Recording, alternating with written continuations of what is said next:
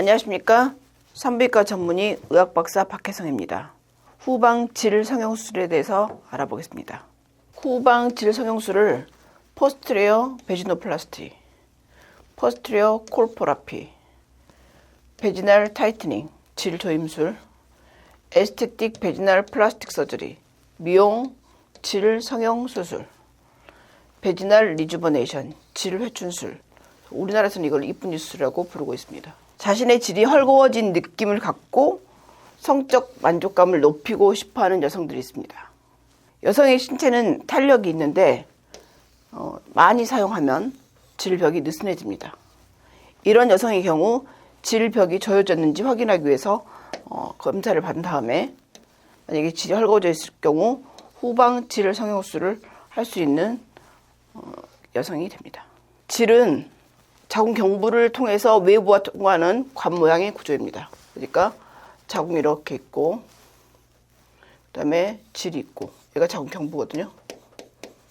이게 외음부 바깥에. 그래서 자궁과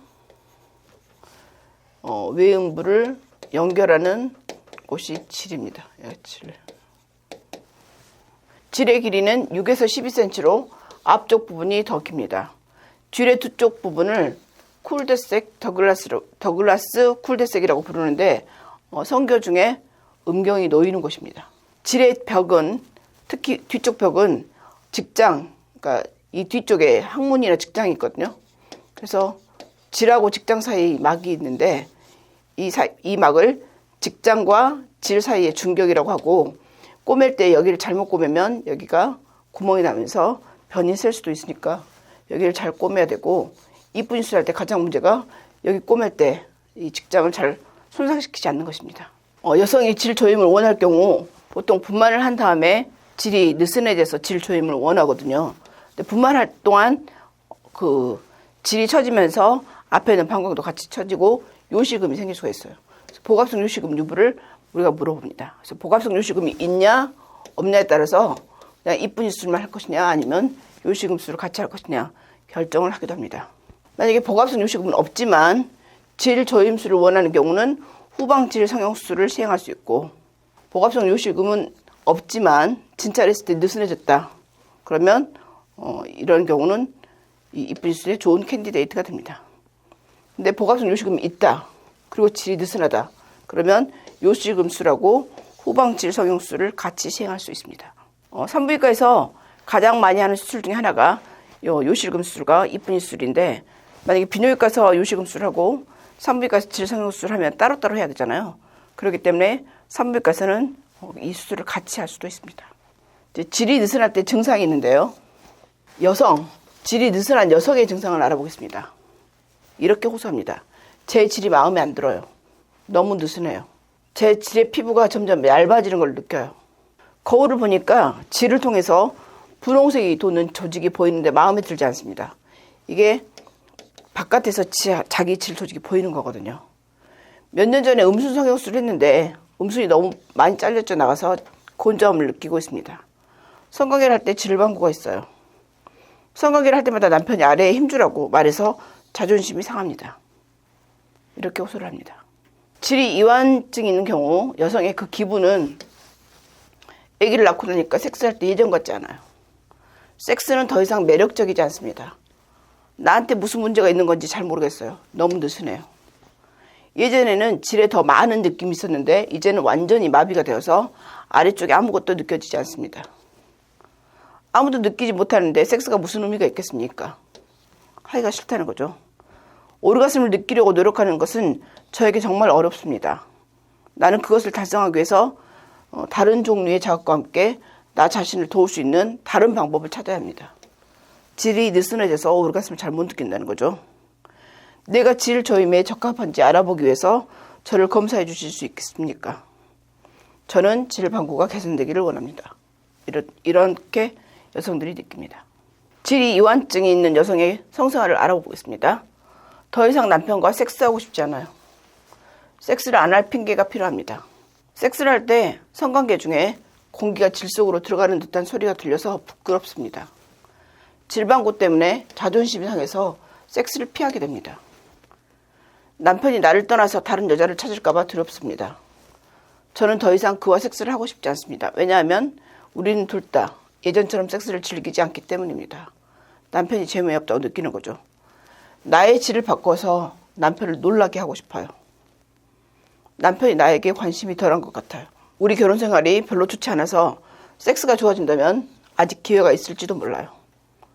섹스를 좋아지게 하기 위해서 뭔가 노력을 하고 싶다는 거죠. 우리 아이들이 태어난 후에 예전과 같은 느낌이 들지 않습니다. 섹스는 우리에게 매우 중요했지만 이제는 매일 그것에 대한 관심이 줄어들고 있습니다. 우리는 상황에 대해서 논의했고 질 조임 시술을 통해서 성생활을 회복할 의향이 있습니다. 질 이완증이 있는 여성의 파트너의 반응을 보겠습니다. 남편은 아이들이 생기고 나서 예전 같지 않다고 하더군요. 그래서 우리는 이 문제를 해결하고 싶습니다. 내 질이 예전만큼 타이트하지 않다는 것을 알고 있는데 그가 섹스 중에 좀 더 조여달라고 말했을 때 저는 확신했습니다. 남편이 이 수술을 제안했고 약속을 잡아준 사람이 바로 남편입니다. 제 남편이 제 안을 좀 고쳐주시겠어요? 라고 병원에 와서 얘기하기도 합니다. 주요 관심사가 여성의 성적 만족이라면 후방질 성형수술, 이쁜이 수술이 필요합니다. 후방질 성형수술, 이쁜이 수술은 가장 흔한 여성 성형수술입니다. 후방질 성형수술이 필요한 여성을 진찰할 때 일단 그녀에게 해결하고 싶은 문제가 무엇인지 물어봅니다. 그리고 가능하면 그녀에게 보여달라고 합니다. 두 번째, 그녀를 내진해서 후방 탈출증이 있는지도 확인을 하고 그 다음에 내부 질 검사를 해서 느슨한 근육이 있는지 후방 질벽의 내부를 확인합니다. 후방 질 성형수술로 무엇을 얻을 수 있나요? 일단 질을 검사했을 때 후방 질벽이 헐거워진 경우에 수술할 수 있습니다. 그리고 이 수술을 할 때 음순 성형수술, 소음순 수술이나 복압성 요실금 같은 수술을 같이 할 수 있습니다. 그리고 소음순을 정중간에 모으는 데 도움이 되고 여성의 성적 만족감을 향상시키는 데 도움이 됩니다. 단점은 남성의 성적 만족을 높이는 것이 주요 관심사라면 이 수술만으로는 충분하지 않을 수도 있습니다. 그리고 합병증이 생길 수도 있습니다. 특히 직장하고 질 사이에 벽이 있다고 그랬잖아요. 그것에 누공이, 구멍이 생기면 위험할 수 있기 때문에 반드시 전문의에게 수술을 받아야 합니다. 그리고 과도하게 교정을 하면 성관계를 할 때 불편할 수 있으니까 경험이 많은 의사에게 수술을 받는 것이 좋습니다. 수술 전에 빈혈이 있는지, 피가 잘 응고되는지, 신장 기능이 어떤지 검사를 하고 소변에 염증은 없는지, 질에 따른 염증은 없는지, 암은 아닌지 확인을 하고 질압이랑 질 넓이 측정도 하고 초음파 검사로 혹이나 근종이나 난소 당증이 없는지 확인을 하고 혹시 요실금이 있는지, 그게 복압성 요실금인지 아닌지, 잔뇨가 있는지 체크를 해서 같이 수술할 수 있는지도 보고 또 내진을 해서 방광류나 직장류, 자궁 탈출증이 있는지 봐서 그게 있으면 같이 교정도 할 수 있고 이런 혹이나 요실금이나 자궁 탈출증 같은 것도 같이 수술할 때 할 수 있습니다. 후방질 성형수술의 수술 기법은 기본적으로 헐거워진 질이 있어요. 이게 우리 옷이 88이나 99예요. 그럼 44나 55로 줄이려면 어떻게 해야 돼요? 늘어져 있는 것을 분리해서 잘라내고 다시 꼬매는 거죠. 후방질 성형수술의 기법은 그렇습니다.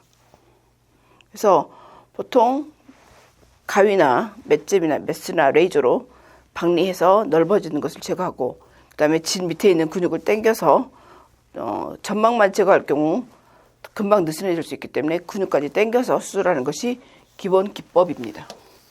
수술은 전문의가 할 경우 굉장히 흔하게 하는 수술이기 때문에 그렇게 어려운 수술은 아니지만 주의점이 있습니다. 앞에 요도가 있고 뒤에 직장이 있기 때문에 거기 다치지 않게, 그리고 출혈이 많지 않게 지혈을 잘해서, 그리고 가장 중요한 게 남편이나 나의 남자친구가 있다고 하면 그 사이즈에 맞게 디자인을 해서 잘 자르고 꼬매는 것입니다. 이쁜 수술은 산부인과 전문의가 한다면 그렇게 후유증이 많거나 합병증이 생기는 수술은 아니지만 그래도 합병증을 피하는 방법이 있습니다. 일단 날씬하거나 작은 환자의 경우 음부신경에 마취를 할 경우 다리가 일시적으로 약화될 수 있고, 수술 후에 해당 부위를 드라이하게 해야지 그렇지 않으면 염증이 생길 수가 있고, 수술의 질 분비물이 나올 수가 있는데 이것을 염증으로 생각할 수 있는데 그렇지 않다는 것을, 감염과 관계가 되지 않다는 것을 알려야 되고 감염 여부를 반드시 체크를 해야 됩니다. 그리고 환자에게 질 내부의 실밥은 제거하지 않아도 된다고 얘기를 하고 실밥이 완전히 흡수되기까지 약 한 달 이상이 소요된다는 것을 설명합니다. 그리고 성행위를 다시 시작해도 실밥이 남아있을 수 있다고 설명할 수 있습니다. 수술에 생길 수 있는 합병증 중에 가장 흔한 게 이제 피떡 혈종인데 지혈을 안 할 경우 아니면 지혈을 했다고 하더라도 피가 잘 응고가 잘 안 되는 경우 혈종이 생길 수 있습니다. 보통 치료를 하는 동안 질벽의 두께가 몇 밀리미터이기 때문에 굉장히 얇거든요. 그래서 지혈할 때도 항상 누공이나 이런 게 생기지 않도록 잘 기억하면서 지혈을 해야 되고, 특히 이제 누공이 가장 문제인데 질하고 항문 사이에 구멍이 생길 수 있거든요. 이거를 복원하려면 플랩도 사용해야 되고 시간이 굉장히 오래 걸리기 때문에 가장 중요한 것은 질에서 직장까지 꿰맨 자국이 생기지 않도록 주의를 하는 게 가장 중요합니다. 이제 가끔 상처가 잘 안 나물고 벌어지는 사람이 있습니다. 다시 봉합해야 될 수도 있습니다. 그래서 이런 것들은 그냥 전문의가 한다고 하면 거의 기본 주의사항이기 때문에 큰 걱정할 것이 별로 없습니다. 오늘은 이쁜이 수술, 후방질 성형수술에 대해서 알아봤습니다. 질이 느슨하신 분은 전문의와 상의하시기 바랍니다. 감사합니다.